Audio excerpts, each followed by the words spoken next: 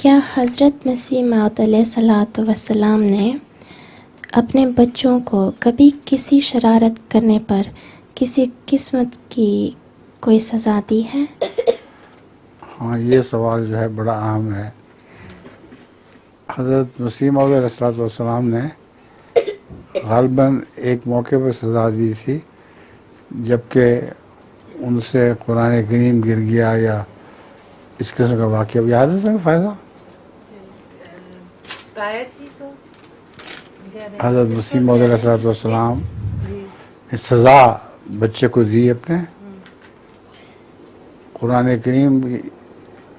جی وہ مرزا شریف احمد پہ شاید یا مرزا مبارک احمد، ان دونوں میں سے کسی کے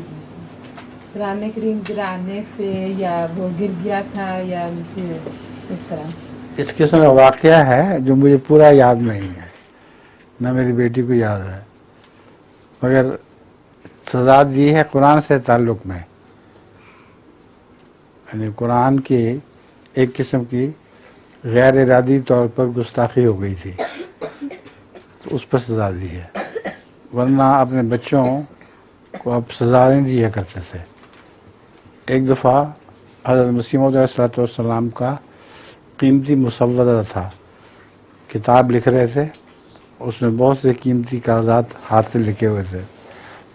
مرزا بشیر احمد صاحب، مرزا محمود احمد صاحب نے وہ جلا دیا، تو غصہ تو آنا چاہیے تھا، اس سے مار بھی پڑنی چاہیے تھی، تو آپ نے فرمایا کوئی بات نہیں، اللہ تعالیٰ اس سے بہتر لکھنے کی توفیق عطا فرمائے گا۔